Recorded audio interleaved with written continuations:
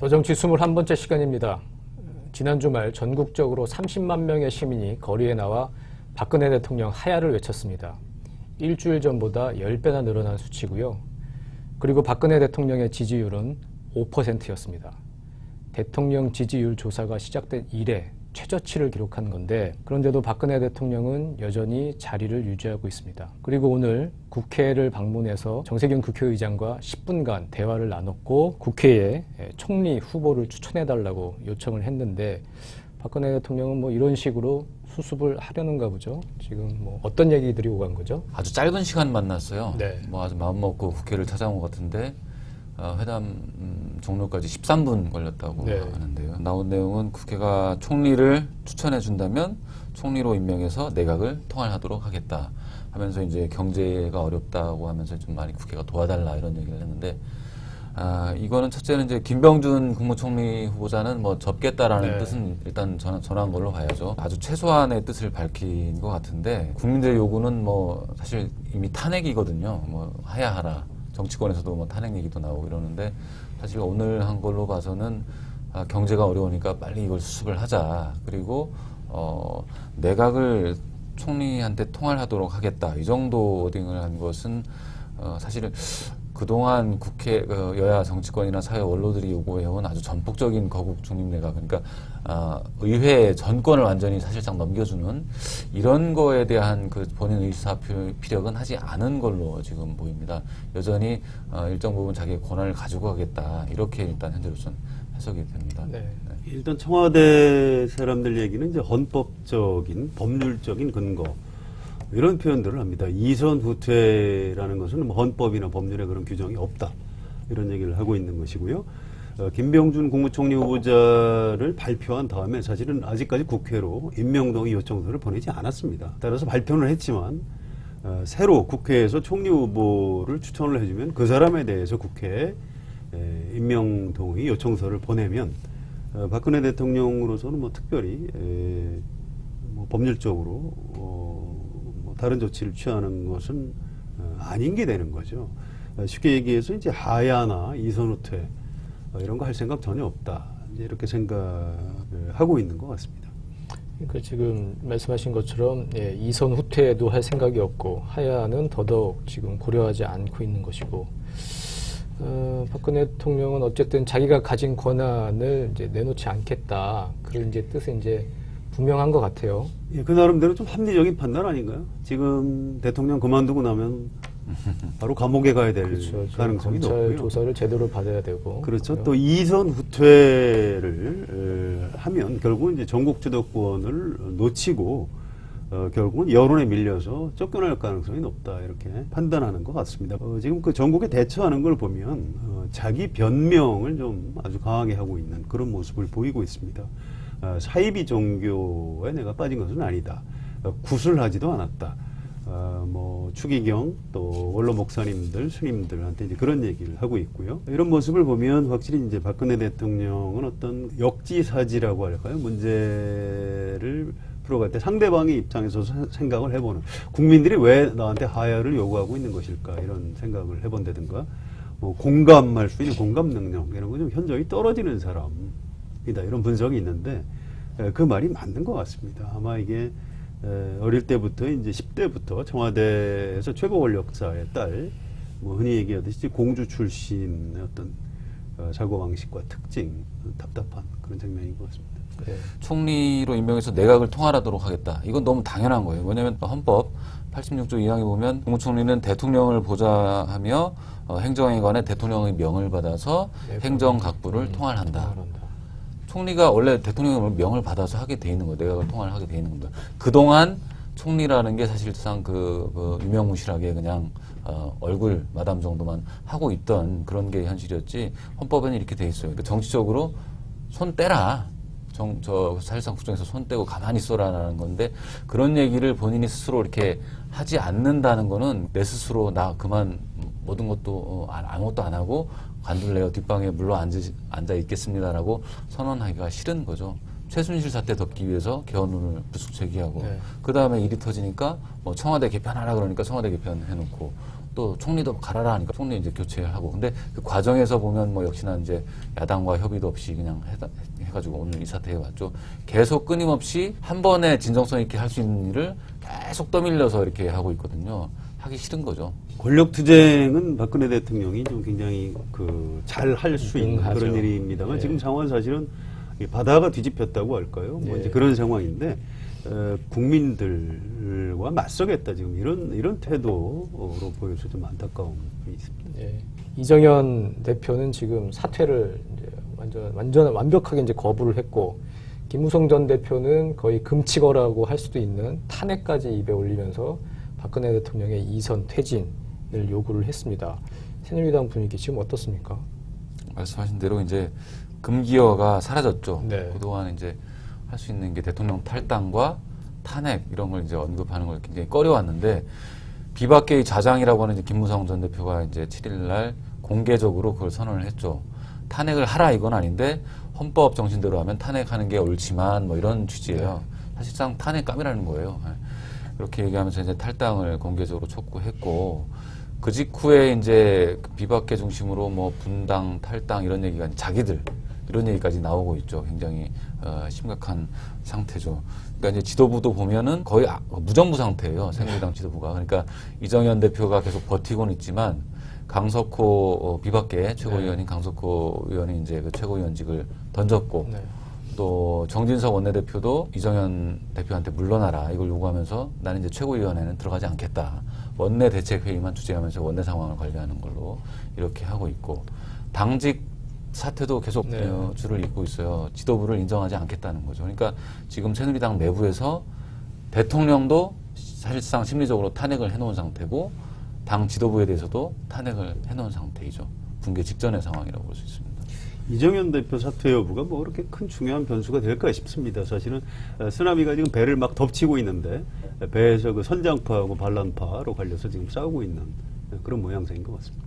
결국 이제 새누리당 입장에서는 친박 지도부를 다 갈고 어쨌든 황골 탈퇴하고 뭐 당명도 바꾼다든지 박근혜 대통령의 흔적을 지우는 게 지금 상황에서 어쨌든 뭐 최고의 수습책이라고 봤을 텐데, 친박 지도부가 지금 버티고 있는 거 아니겠습니까? 이런 상황이면 결국 친박과 비박은 딴살림을 차릴 수밖에 없는, 분당으로 갈 수밖에 없는 상황이 아닌가 싶은데 어떻게 보세요? 글쎄요, 그렇지는 않을 겁니다. 지금의 여당은 보수, 또 지역으로는 대구 경북과 부산 경남, 그러니까 이른바 TK와 PK, 이게 이제 한 덩어리로 합쳐졌죠. 1990년 3당 합당의 산물입니다.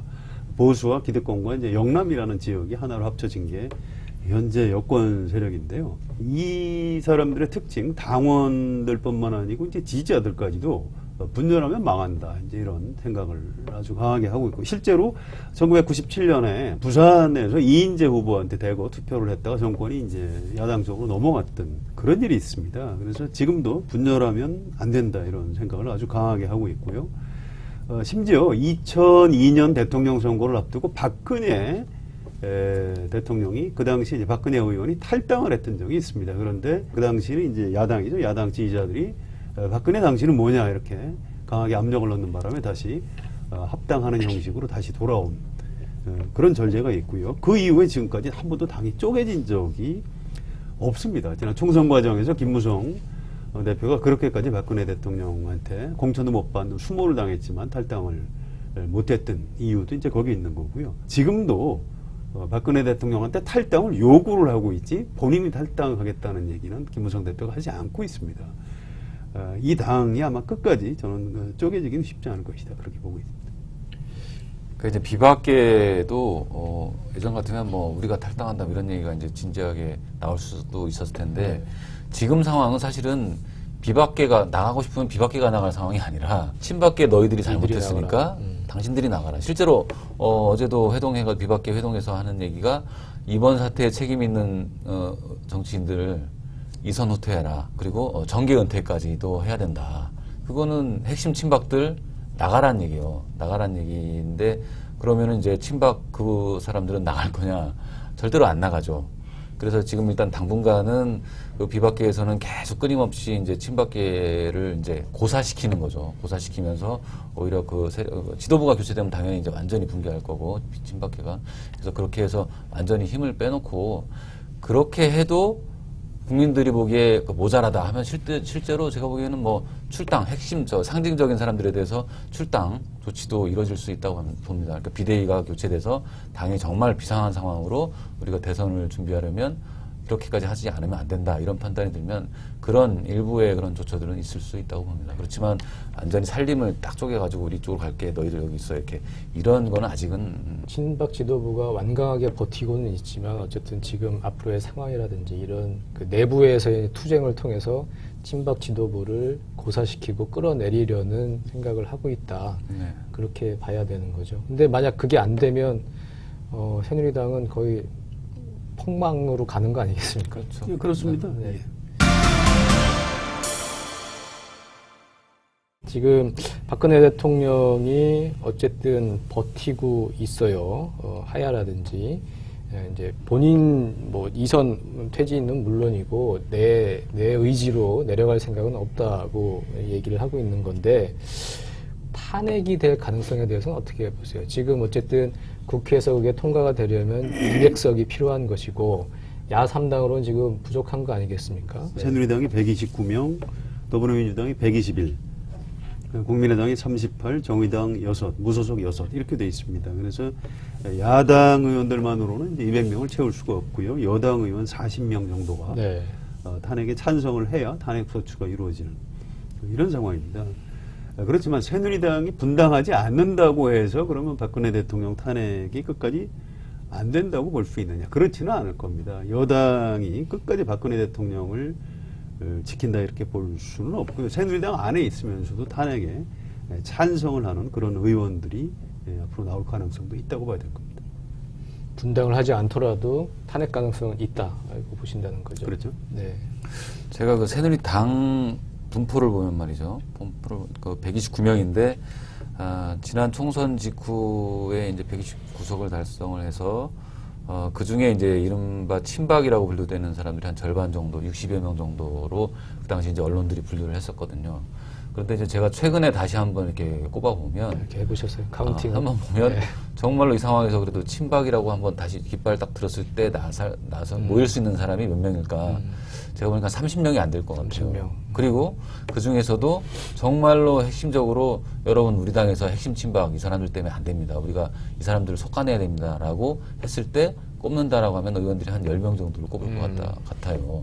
핵심. 그래서 전체 129명 중에 민심을 따라갈 수밖에 없는 사람, 또 야당이 요구하는 것 이런 것에 따라서 만약에 탄핵이 이제 추진된다면 그때 동조할 수 있는 사람은 꽤 많다고 봐야 할 것 같습니다. 네. 그러니까 이게 지금 총선 직후와 비교를 할 때 친박계가 사실상 지금 소수파로 전락이 된 거군요. 그렇죠. 지도부만 장악하고 있는 거죠. 지금. 그렇군요. 지금 이런 상황에서 일단 뭐 조기 대선론도 나오고 이런 상황이어서 야권 유력 대선 주자들의 움직임을 좀 살펴보도록 하겠습니다. 가장 강력한 후보죠. 문재인 전 대표. 그다음에 이제 제일 온건한 얘기들을 하고 있어요. 거국 내각과 이선 후퇴. 이게 안 되면 이제 중대결심을 하겠다. 이런 얘기를 하고 있는데. 예, 문재인 전 대표는 이제 집권 경험이 있는 그 세력에서 청와대 비서실장 또 당대표 이렇게 지낸 사람입니다. 그러니까 네. 일거수일투족이 좀 신중할 수밖에 없고요. 또 지금 이 상황 자체가 정치인들이라면 다 누구나 두려울 수밖에 없는 그런 이제 엄중한 상황인 겁니다. 그래서 문재인 전 대표가 혹시 앞장서서 박근혜 대통령 탄핵이나 하야를 주장했다면 아마 국민들이 문재인 당신은 그동안 그럼 뭘 잘했다는 거냐 이렇게 비판을 받을 가능성도 있고요. 또 그러면 박근혜 물러나면 당신이 대통령이 쉽게 될 것 같으냐 이렇게 어떤 정략적인 판단을 하는 사람으로 비판을 할 가능성도 있는 것입니다. 그래서 문재인 전 대표는 굉장히 좀 신중하고 엄중하게 이렇게 판단할 수밖에 없고요. 그런 측면에서는 지금 적절하게 처신을 하고 있다 이렇게 평가할 수 있을 것 같습니다. 새누리당 여권에서 이제 문재인 대표를 볼 때 뭐라고 하냐면 속된 말로 자기가 다 먹은 것처럼 지금 생각하고 있다 이렇게 해요. 그러니까 저번에 뭐 대규모 싱크탱크를 띄운다 할지 그리고 최근에는 뭐 여론조사에서 이제 압도적으로 1등을 하고 있지 않습니까? 반기문 여기 총장 주저앉았죠. 주저앉히고 네. 그런 상황이기 때문에 사실 뭐 조심해서 가는 게 맞겠죠. 예, 그런 스탠스인 것 같습니다. 그와 이제 비교해서 안철수, 박원순, 뭐 이재명 시장 이런 분들은 박근혜 대통령의 퇴진을 지금 강하게 촉구를 하고 있습니다. 후발 주자로서 뭐 그 문재인 전 대표를 따라잡고 선명성을 높이는 효과 뭐 이런 걸 좀 노린다고 봐야겠죠. 근데 이제 정치인들이 지금과 같은 이제 국가적인 위기에 나름대로 이제 전국 수습책을 내놓는 것은 사실은 당연한 일이고요. 특히 대선 주자라면 이럴 때 입을 다물고 있으면 자격이 없는 겁니다. 네. 그런데 그 사람들이 하는 모든 말이 다 어떤 본인의 대선 주자로서 정치적인 계산에 의해서만 하는 것이냐? 그렇지는 않다고 봐야 됩니다. 정치인들이 어떤 판단과 행동을 할 때는 자신의 어떤 정치 철학과 명분, 이해관계 이런 것들을 다 이제 혼합해서 입장을 내놓을 수밖에 없는 것인데요. 저는 그래서 이제 안철수 의원 같은 경우에는 이제 정치를 한 지 얼마 안 되는 사람이기 때문에 지금 현재의 상황에 대해서 너무나 깜짝 놀랐을 가능성이 네. 높다고 보고요. 네. 또 국민의당 의원들이 이제 호남 지역구 의원들이 많습니다. 그래서 이제 호남의 유권자들의 분노는 다른 지역보다 더 강하기 때문에 그런 것들을 반영해서 이제 안철수 대표가 전 대표가 하야 얘기를 먼저 했을 가능성이 있는 것 같고요. 박원순 서울시장도 시민운동가 출신입니다. 어떤 정의에 대한 어떤 감각이 다른 정치인들보다 훨씬 더 예민할 수밖에 없고요. 어떤 분노의 임계점이 좀 더 빨리 다가올 가능성이 높다고 봅니다. 또 이재명 성남시장도 본래부터 좀 어떤 개혁적이고 이제 과감한 목소리를 내던 사람이기 때문에 이런 정치인들이 먼저 탄핵이나 하야를 입에 담는 것은 이렇게 정상적인 일이다 이렇게 볼 수 있고요. 반면에 이제 안희정 충남지사나 김부겸 의원 이런 사람들은 본래 어떤 통합과 어떤 국민들의 어떤 신뢰 이런 것들을 중요시하는 정치 철학을 가지고 있는 그런 사람들입니다. 그 사람들이 지금 하야 얘기를 안 하는 것이 꼭 정치적으로 자기들한테 유리해서 그렇다기보다도 그 정치인들이 가지고 있는 어떤 정치 철학 같은 것들이 이제 통합과 국민들한테 좀 안정감과 신뢰를 주는 이런 정치 철학을 가지고 있는 것이죠. 그래서 이 사람들의 어떤 정치적인 말과 행동을 너무 어떤 정략으로 해석을 하면 좀 정확지 않을 가능성 그런 것들이 좀 있는 것 같습니다. 피가 끓는 건 마찬가지인데 그것은 자신의 어떤 정치적인 가치관 뭐 이런 걸 다 이제 필터링해서 이런 이제 발언들이 나오는 게 아닌가 싶습니다. 지금 어쨌든 박근혜 대통령이 지금 국민들과 맞서고 있고 오늘도 뭐 국회 총리 추천권을 추천을 해달라고 요구를 하긴 했지만 어쨌든 뭐 제대로 된 수습책은 아닌 것 같습니다. 박근혜 대통령 앞으로 어떻게 해야 할지 그리고 박근혜 대통령이 물러날 수 있는 물러날 수 있는 그런 퇴진의 조건 뭐 이런 게 어떤 게 있을까요? 뭐 전국 수습 방안이라고 할 수도 있고 참 이게 매주 여쭤보는 것도 좀 이제 어려운 질문이긴 한데 어떻게 보십니까?